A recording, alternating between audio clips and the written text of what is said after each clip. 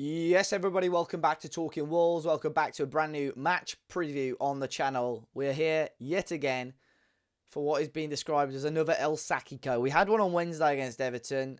Gary O'Neill was absolutely smashed, but somehow kept his job. He's still in charge of Wolverhampton Wanderers as I speak, and both him and Julen Lopetegui, who've been close to the chop for a number of days and even weeks now, are still going to both be in charge for Monday's game. Going to be giving my thoughts. We'll have the opposition perspective later on in the video. We had Gary O'Neill's pre-match press conference actually on Thursday, which we'll talk a little bit about as well. And if you want to go and check it out, our friends over at Football Prizes this week have got yet again another Wolves-related prize. A signer-framed, custom-framed Mateus Cunha shirt up for grabs. I'll make sure to leave a link to that in the top of the description down below. But Wolves on the travels on Monday, West Ham United, and we're in still a bit of a sticky situation in regards to the league. 3 massive games coming up. We play West Ham. We've then got Ipswich at Molineux next week, and then we've got Leicester the week after before Christmas.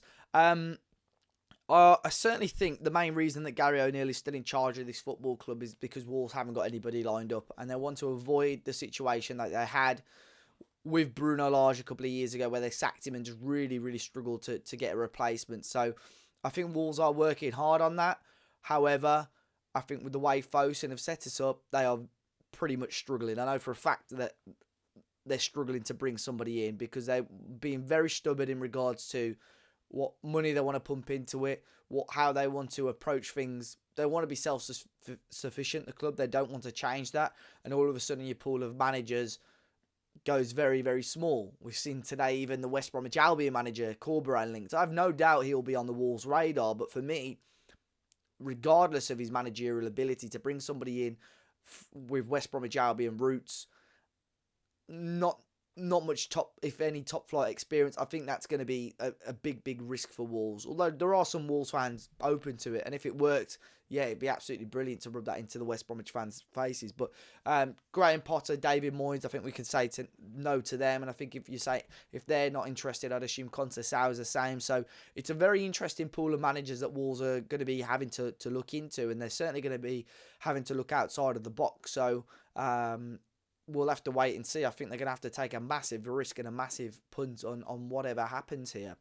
But in regards to the game, I was quite shocked after that Everton game, which unfortunately I was there for on Wednesday, that Gary O'Neill had his pre-match press conference on Thursday because the players had a day off on Friday. He couldn't do the pre-match press conference because they'd had a day off. You've just lost 4-0. Why are the players still being allowed that day off? I don't know. But pre-match press conference, and there wasn't much of note, to be honest, in regards to it. Again, he made comments about that he wasn't concerned about his own future, just concerned about getting Wolves as far up as the table as he can, which is fair enough. Of course, it didn't give it a hell of a lot, really. But at times there were certain things that he was saying. I think he knows his time is very close to being up.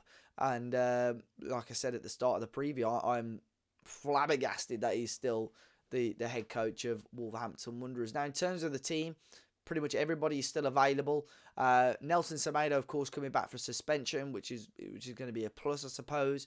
But in terms of lineup, I'm not even going to put a predicted lineup on the screen today because I do not have a Scooby-Doo how Gary O'Neill is going to line us up on Monday.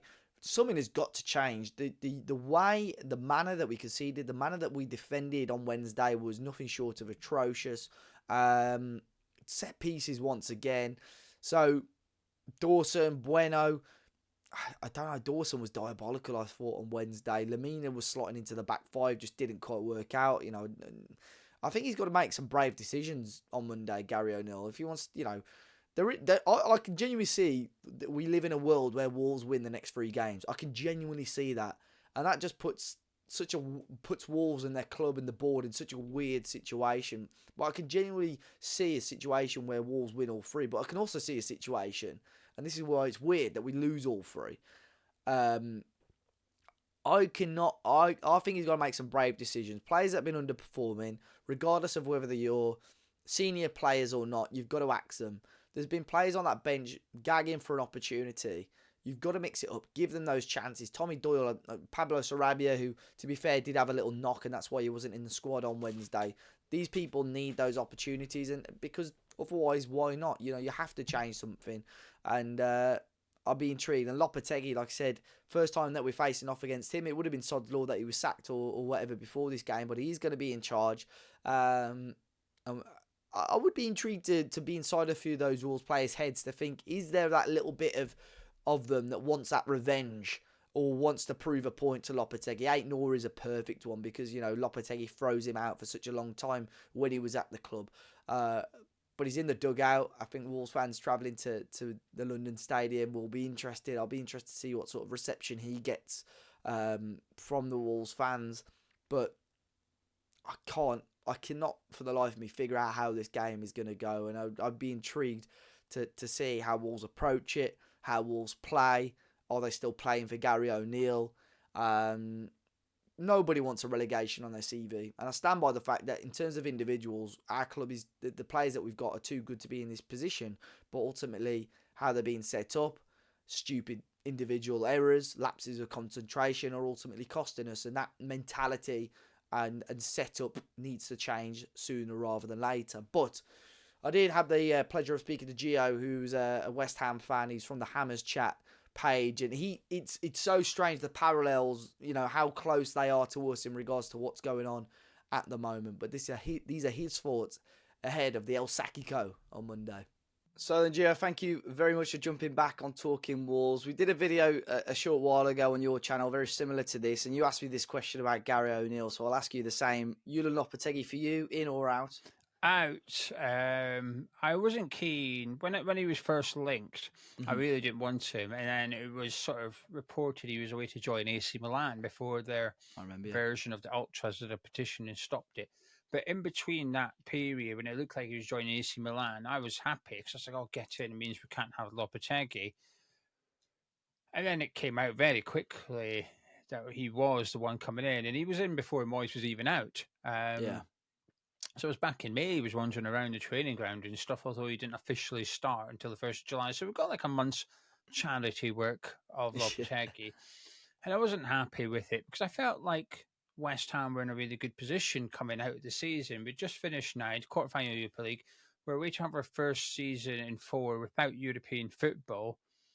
But I thought there has to be advantages to that, which is more time on the training pitch, less fatigue, etc. Because we discovered a few problems of European football impacting the Premier League campaign. So I thought, right, the new guy's going to have a bit of a benefit here. We've got a good squad. I didn't know we had 150 million to spend in the summer at this point, but I knew we'd have a bit of money, but nowhere near that much. So we're in a good position to hire a really good manager right now. West Ham are sort of on the map, better than they've ever been, really, in my lifetime. And I felt that Lopetegui was a disappointing appointment because it felt like it was a freebie, and Sullivan likes someone with Premier League experience. And it should go down that list. It's free in Premier League. You're already limiting the managers quite a lot. And we had this link to Ruben Amorim. He flew over. Oh, wow. Okay, well, we get one of the most exciting head coaches of European. No, that didn't happen. Off back he went. But then I decided to shut my mouth. I thought, right, he's here now. Get behind him, support him. And I've just been waiting for something to happen. And every game is like, I'm not going to overreact. We'd win a game, one away to Crystal Palace. So I'm going to stay calm. I'm not. Then we'd get beat. I'm like, no, I'm not going to react. I'm just going to wait and build up the evidence. But I felt like I kept on waiting for some form of identity from Lopetegui's style of play. And we're into December now, and we've not had it yet. The football's not great. The results are even worse. The overcomplication of some things he's been doing, such as using Wan-Bissaka as almost a right wing back, and then having a central midfielder drop into centre back, and it's been causing us all sorts of bother and been getting ripped apart by teams. And he's gone back to basics a little bit in the last few games of just having like a 4-3-3, not too much evolution of tactics, but it's just not good. There's no evidence that he can turn it around at West Ham. And I thought he was going to get the sack after the last 2 games. And I think if we could have found a replacement, he would have done. And we're now at the point, Dave, that I think Lopetegui's no longer the head coach of West Ham United because of his ability or because of the board's confidence in him. He's now here because of the board's inability to get a replacement for him, and that's that. And that's not a good situation to be in. So yeah, big, firmly Lopetegui out. There's so many, parallels and similarities with your situation and the Wolves situation. Some of the stuff that you said there was similar to what I'd said to you about our situation as well. And even when you're saying you're sort of waiting for something to happen and you don't want to sort of jump at one result because, you can get carried away, whether it's with a win or a defeat. Sometimes, you beat us on Monday, for argument's sake. Some fans are saying, right, let's start the European push again, or you lose and all of a sudden you're going to get relegated. We're, I think a lot of football fans are the same. Going back to what you said about the amount of money that was spent, do you think that's put even more pressure on Lopetegui? Because for any manager at any club at any level of world football to be had 150 million pounds spent, that's a lot of money, isn't it, to back a new manager? This is where I think it splits West Ham fans. I feel like a lot of people are Lopetegui out, but I feel like there's still a split because if you go back to the summer before last, so to 2023 now, we employed Tim Steiden, who was essentially a head scout at Bayer Leverkusen under Simon Rolfes, Xabi Alonso and all that. So we brought him in. And then there was a lot of headbutting going on between Moyes and Steiden in regards to spending the money. And we brought in Ward Prowse, that was David Moyes' man. We brought in Panos, that was Tim Stein's man. And we got Kudus and Alvarez as well. And it's disputed, and people believe different things as to who was responsible for those signings. But one thing was clear was sort of David Moyes wanted the final say on the transfers, and that was that. So this summer it changed. It was like, now we're going to get a head coach rather than the manager. And in Lopetegui's public press conference thing, as when he was being announced, he got asked about the transfer window coming up. Are you going to be spending a lot of money? He said, well, it's not for me to transfer. It's that guy. And he went to Tim and he started speaking. Oh, yeah, we've got a board have done well. We've got a bit of money to spend. So Tim Steiden's ultimately the one responsible for the summer transfer business. And obviously some of it, Max Kilman from yourselves, that's clearly a Lopetegui signing, and that's that. But there's also other players we brought in whom you look at, and it's Tim Steiden signing, and it's not really work. So there's this analysis we've been hearing from people regarding Lopetegui that he likes to have midfielders that pass the opposition to death, even with yourselves when you had Nunes, Neves, and that in midfielders keep the ball. But you look at our midfield, and you think, well, we don't have midfielders to do that. So we've almost assembled a squad for a head coach that isn't Lopetegui.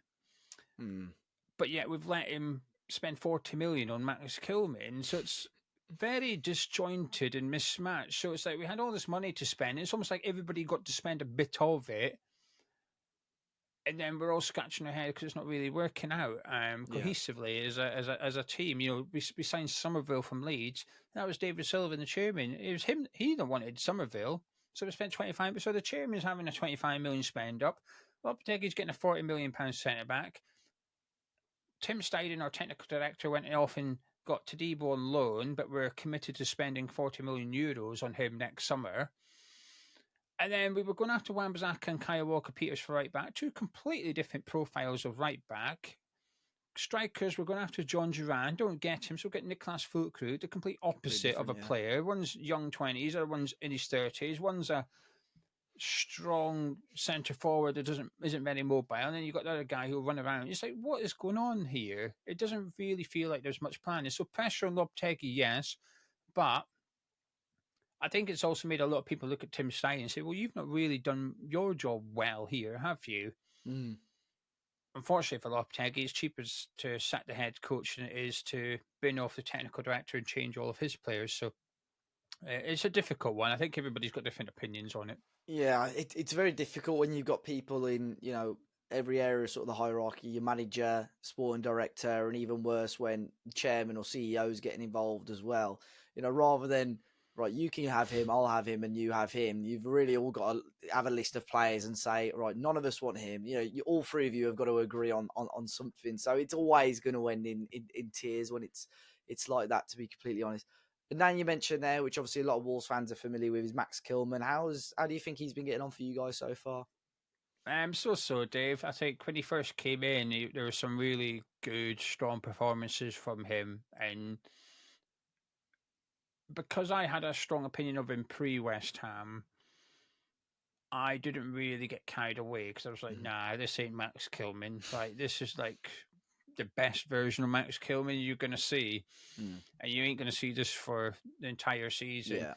But others, so Gonzo from Hammershire, didn't know loads about him, so he was getting excited. He's like, wow, this 40 million looks like a bargain. I was just a bit like, we'll just put the brakes on a little bit. And then he's had some okay games, but the last couple of games, he's had some real stinkers for us. He's been at fault individually for errors leading to goals and stuff like that. So there's been some really good games, some average games, and a couple of bad ones. But I think overall, he's having a strong season so far, probably a 6 or 7 out of 10. If we were to vote for Ham of the Year now, there's not many contenders, but he'd be in contention for it. But yeah, the last couple of games have been bad. I'd be intrigued, and maybe Wolves fans that are watching, I'd be intrigued that in our current situation, how many would take him back? Because like I've said to you before, and I said it on your video for our preview today, I think Max was solid enough. He was always available, but in terms of the money that was offered for a player of his quality, I think Wolves almost had to take that, to be honest. I would be intrigued with the defensive situation that we're in now. How many Wolves fans would be interested in taking him back? But, Joe, in terms of managerial situation, I do think West Ham are in a better position than Wolves in regards to pulling power for managers. I think financially probably slightly better off. Transfer strategy is probably better. London-based is always a big plus. For you, what are the names that have sort of been bandied about so far to maybe take over Lopetegui? Or is there no one really of note that you guys like the look of? It's Graham Potter, really. I think the club are negotiating with him and they're trying to get him. But it's the free agent thing. We will not go and pay money to get a manager out of his current job. It's something the owner, David Sullivan, he's only done it once, and that was when he was at Birmingham City. So you're going back a long time to find, and it was quite a minimal compensation that he had to pay to get him. So all the managers we've had at West Ham United under the current board have been free. We've never paid compensation for any of them, and that's not going to be changing anytime soon. There's evidence that they will sack him. They've sacked Manuel Pellegrini, they've sacked Slaven Bilic, so there is evidence that they will pull the trigger. But on both occasions, they had David Moyes lined up to come in. So whenever there's evidence of Sullivan sacking a manager, the new guy, the next guy, was ready to go. So it feels like unless they've got that sorted, they won't sack Lopetegui. And I think that's the only reason Lopetegui's still here, because of their inability to get Potter to sign on the line. Yeah. There's some rumours that we tried to offer him a 6-month contract and Potter wouldn't take it. But those rumours are being sort of followed up today. So even after the news come out Lopetegui staying, the rumours now are they're still negotiating with Potter to see if we can come to an agreement. So I would be surprised. I wouldn't be surprised if Graham Potter was in the stands on Monday night watching both teams. Imagine the speculation then. I mean, I've already said, and I would have said it at the intro for this video, Graham Potter, no chance of him coming to Wolves, but that's sort of a journalist and an outlet sort of dream to have an unemployed manager in the stands watching the game, really.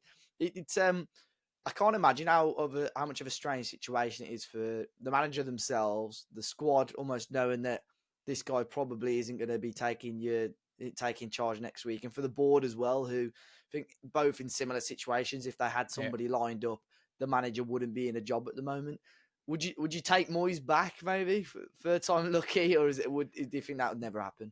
No, but to sum it up, in the summer, as I've sort of touched upon, I wasn't anyone but David Moyes. Some people were; they just had enough of him. I never was that far, and I could. The best example was the former Dortmund manager, Terzic. In the summer, I wouldn't have taken Terzic, and possibly Graham Potter. I wouldn't have taken Graham Potter in the summer, but I would probably take either of them today. So my sort of idea of a manager of West Ham, I'm sort of lowering my expectations, and I'm becoming a little bit more desperate. I'm far closer to anyone but Lopetegui than I was anyone but David Moyes. Still wouldn't have Rafa Benitez though, so I'm not quite there yet. To be honest, I'm surprised I've not heard his name batted about for the Wolves job. I'm sure he'll probably pop up on the. I've not even looked at the bookies odds, to be honest, because it wouldn't surprise me to see him on there somewhere as well. But um, in regards to Monday, Gio, I mean, I've said to you as well, I just can't picture how this game's going to go. I really can't, and I think we both predicted probably a draw, which isn't going to be doing anybody many favours. But from your point of view, is there anything in mind how you think this game is going to go and work out for both sides? No, I think when I watched Wolves at the start of the season, I thought some of the results were a little bit harsh. I thought your performances were a little bit better than some of the results Yeah. at the start of the season. Mm-hmm. But as I've watched you, the more I watch you, the worse you seem to get. Every time I tune into Wolves, it's like you've got a little bit worse, and their team lineup's a little bit more uncertain. I never know what team Gary O'Neill's going to name. I can name 5 or 6 players that will start, but the other 5 or 6, you might as well just pick them out of a hat, really. Mm-hmm. And I watched your game against Bournemouth, and I thought you were a little bit unlucky. I think when you give away penalties, and there were penalties, but For sure. It's hard to evaluate a team when you're conceding 3 penalties in a game. It's difficult. But your game against Everton, my word, I watched that, and that's the first time this season I looked at it and I thought, these players have given up now. These players aren't. You had half your team look like they didn't know what they were doing, and the other half that did know what they were meant to do didn't look like they wanted to do it. Yeah. So it was almost like very problematic. And I didn't even feel like Everton was that good, and they didn't have to be that good in order to get the win. And against Leicester, we had 31 shots at goal or something. We were like, but they weren't great chances. Leicester had the better chances, just that we were just shooting from distance. And I don't know how O'Neill's going to line Wolves up, and I don't know how Lopetegui's going to line West Ham up. And there's this, at the minute, there's a bit of a situation with Todibo because there's some rumours, and they're from pretty reliable people, that Todibo swung at Lopetegui at half-time of the Arsenal game and had to be separated. And since then, we played Leicester. Todibo wasn't in the squad at all. So that's a bit of a situation that we've got at the moment. Monday is going to be a really weird game. Sky Sports must be rubbing their hands and licking their lips, because when they picked this game, there's no way that they thought, oh, this would be a good one. It was always, oh, we've got to put them on at some point. We'll just stick them on Monday night kind of. And now they've just got like, they've got a huge game now where both managers could get sacked off the back of it. But in terms of how it goes, I don't know. I don't know. I don't think anyone's looking forward to it. I don't think either fan base is looking forward to this one. I don't think either fan base wants the manager to survive. We could call it 0-0 and both get sacked. I think we'd all agree and say, let's just call it off. Just do that. We both get a point, but both managers get moved on. I think that's probably the best case situation. In regards to West Ham performances, I think it's similar to Wolves. You almost don't know in terms of a lineup, but in terms of performances, you don't know which team and which players are going to turn up. Well, I watched, like I said to you earlier, I watched the Newcastle West Ham game. I think a lot of people would have put good money on Newcastle to beat you, and you turn up and beat them. Us and Fulham, I think Fulham would be playing quite well, and we beat them 4-1. So it's a really, really strange season for both teams, both managers, both fan bases. But I don't know. It's going to be a very intriguing evening, I think, mate. Gio, thanks for jumping on the channel. Like I said earlier, we've done a preview over on your channel as well. Where can people find that if they wish? Hammers Chat, just bang it in on YouTube, Hammers Chat. And if you fancy some more gobby Scottish opinionated stuff, then the one thing I will add while I'm here, because I said it in the actual match preview we've done, but I don't know if Wolves fans will watch it, but I've got a lot of respect for Wolves fans after Wednesday, when that VAR was going against you and your fans were singing about how crap VAR was. I think it's easy to gob off when it's going against you, as in you should get a pen, we don't get one. I think it's easy then to say, oh, we've been hard done by, I don't like VAR. But when it would actually be a negative for your team, and my respect for Wolves fans went up a lot on Wednesday night hearing you singing about VAR when they were disallowing an Everton goal. I thought, wow, that's a fan base that's really had enough with the Premier Yeah. League VAR. And I just wanted to add that. I thought that was classy. Yeah, no, the fans were good on. I was there at Goodison Park Wednesday. The fans were really good on Wednesday as well, and I think it's just a shame how the rest of the evening went. But Gio, all the best for the rest of the season. May the best team win on Monday. It'll be very interesting. I'll be keeping a close eye on the events from West Ham throughout next week as well, and I'm sure I'll catch you in the reverse fixture as well, mate. Look after yourself. Yeah, I'm looking forward to it. We might both have new managers. Yeah, who knows, mate? Thanks a lot, buddy.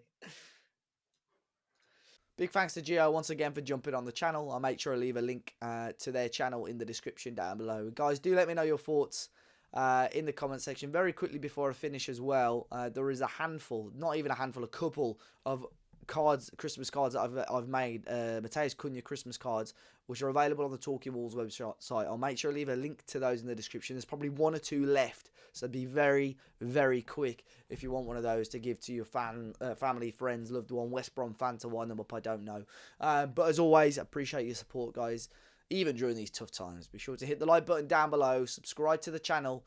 Fingers crossed we are celebrating a win on Monday. Until then, I'll catch you on the next one.